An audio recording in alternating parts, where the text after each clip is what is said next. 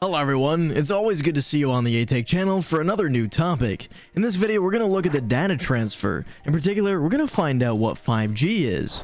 It is a key technology. Its potential speeds, responds, and the growing demand for data generated by the advent of smartphones and other smart devices connected to the network.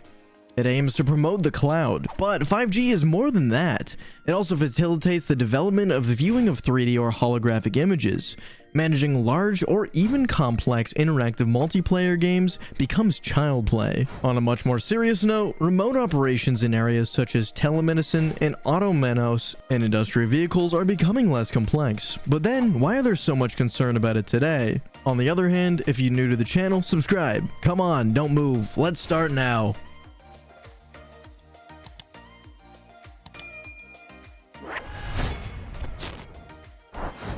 The fifth generation of mobile network standards has been around the world for 2 years now. Powerful with a high level of speed, it consolidates the 4G and replaces it little by little on the market. But since its launch in 2020, the technology has been the subject of much discussion.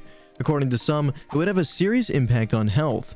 Even some would say that it could lead to cancer, weaken the immune system, or even cause a global pandemic. However, this view is not anonymous. For most, 5G is a true technological feat. So why is this uneven view? To answer this question, we first need to know exactly what this technology is. Our ability to communicate has greatly evolved over the past few decades. Anywhere and anytime, we can now contact anyone we want without moving. But this technology has never stopped evolving over time. Researchers are always finding ways to provide even better systems than the ones before. The 4E generation was already considered a real breakthrough in the networking industry. Now that it will be succeeded again by 5G, we have more stable and efficient network than ever known before. But how does it actually work? Let's take a quick look back. In fact, it all starts in the 1979.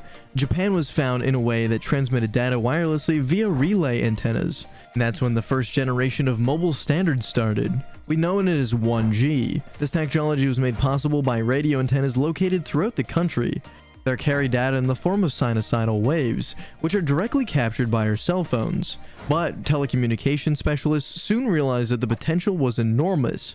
But at the time, it could only support a very limited number of users, especially since it could only be used for voice exchanges. That's when they came up with 2G in the 90s. Not only could it handle more users, but it could also integrate text and images. Indeed, it was the way where you were able to send SMS or MMS to the loved ones back then. As there was 3E generation, it appeared that the internet boomed in the 2000s. It allowed us to view images, but also videos online. 4G arrived in the 2010s. It has dramatically regeneralized the digital domination with the speeds ranging from 100 megabytes to 1 gigabyte per second. It allows us to watch videos or images in high definition online. And this, by considerably reducing the latency. It is indeed one of the greatest technological advancements of its time.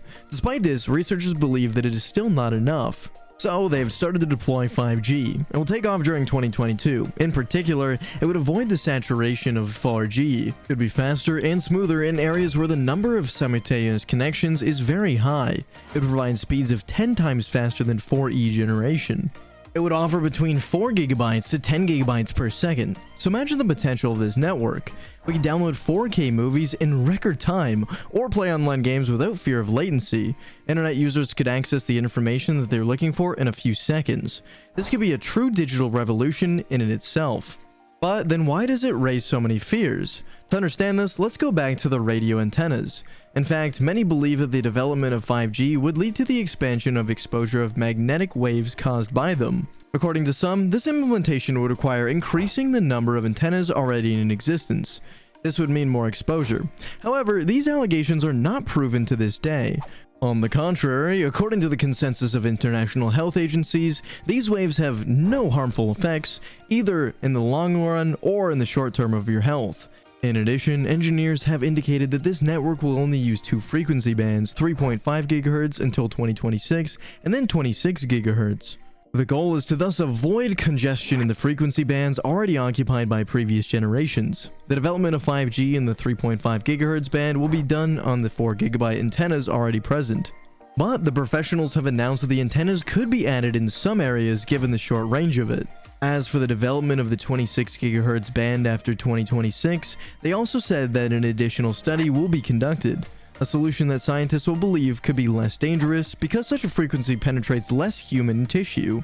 But this is not the only concerns related to 5G. Many people also wonder about its impact on the environment.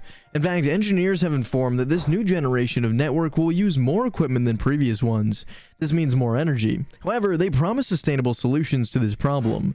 This is thanks to the current artificial intelligence, but also the optimization of infrastructure. For example, Nokia is promising a 30% reduction in energy on its 5G network by using cooling systems. On the other hand, this generation will be installed on smart antennas.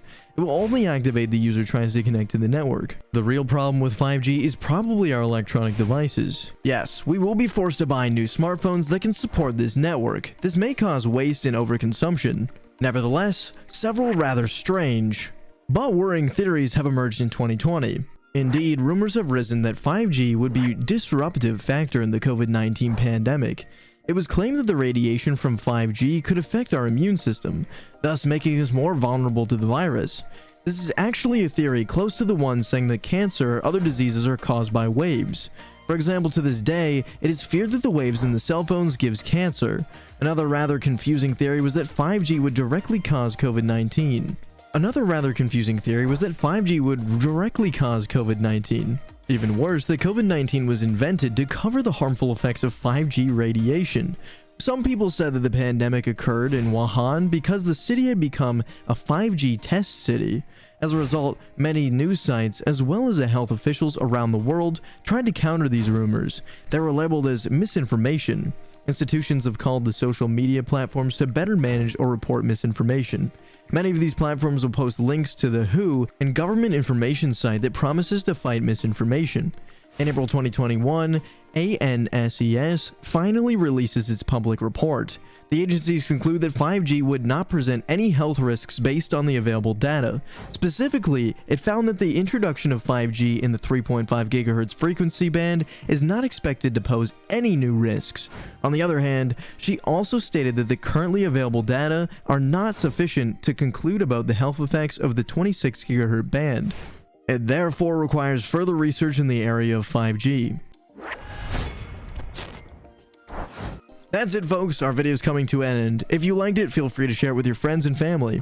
If you have any questions about our topic of the day, leave them in the comments. And don't forget to subscribe to the aTech channel and activate notifications to stay informed on our next videos. And we'll see you soon on aTech.